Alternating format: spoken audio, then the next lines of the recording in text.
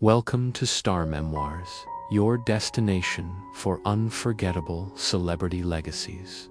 Our first news is this: Bryan Braman, Eagles Super Bowl champion, dead at 38 after cancer battle. The football community is mourning a tremendous loss. Bryan Braman, a former linebacker for the Philadelphia Eagles and the Houston Texans, died July 16th after a months-long battle with brain cancer. His longtime agent, Sean Stellato, confirmed, "He was 38. I feel like I lost my firstborn," he told NBC affiliate KPRC to July 17th. "I prayed on his jersey."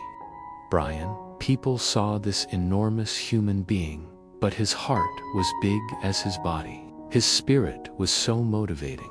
He was so real and genuine with everybody that made him special.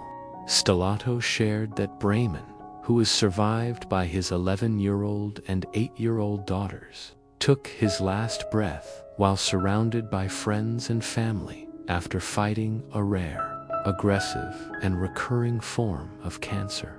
"You look at his journey and beating the odds to make it to the NFL after going undrafted," he continued. "Not only making it, but producing and becoming a world champion. He had a real hard journey. In life, we all run this race." To die at age 38, the game of football and his family are hurting today. He was a staple for what football and underdogs are about. The NFL star who played 3 seasons with the Texans and 4 with the Eagles, a 12-week treatment program in February, and required a round-the-clock caregiver, according to a GoFundMe raising money for his medical treatment. Braman underwent CAR T-cell therapy, which attempts to reprogram a patient's T-cells to target and destroy cancer cells before returning home to recover. However, he continued hitting hurdles in his treatment after the mass began growing again. At this point, Bryan has had to start having chemo treatments that are designed for the treatment program Bryan is in. The June 20th update said Bryan has had to undergo several surgical procedures. The main problem has been that Bryan has not been able to recover from the procedures because of his lowered dignity. Due to all of these treatments, the message continued. By the time he was able to recover so he could continue with the chemo, the cancer has grown exponentially faster and is now growing around his vital organs.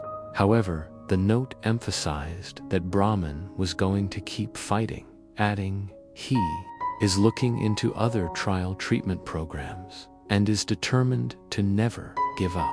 The athlete, who won the Super Bowl alongside his Eagles teammates in 2018, had an outpouring of love following his death. "I didn't intend on crying this morning," former Eagles linebacker Emmanuel Akko wrote on X. "Then I read the news. On my teammate, Bryan Braman. Love you, Braman. You lived a hard life, and you never complained about it. A champion in life, and a warrior in death." Braman's Texans teammate J.J. Watt also expressed his grief, writing on X, "Rest in peace, brother. Gone far too soon."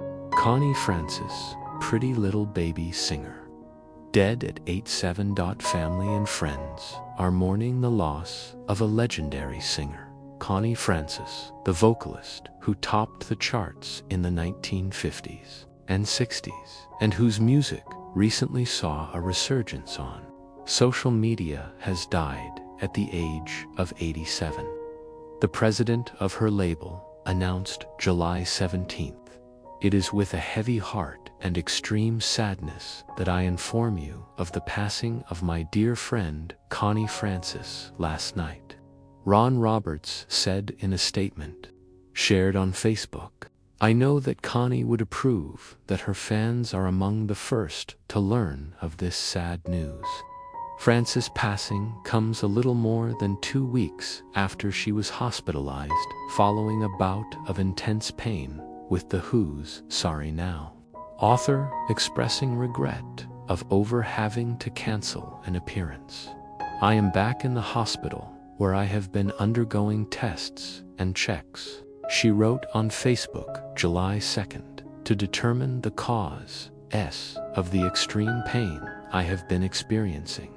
She added, I had hoped to take part in Brucky cousin Brucky Marrow's show for Independence Day, having had to cancel a previous slot a few weeks ago when receiving treatment on my hip. Sadly, I had to let him know that I again had to withdraw.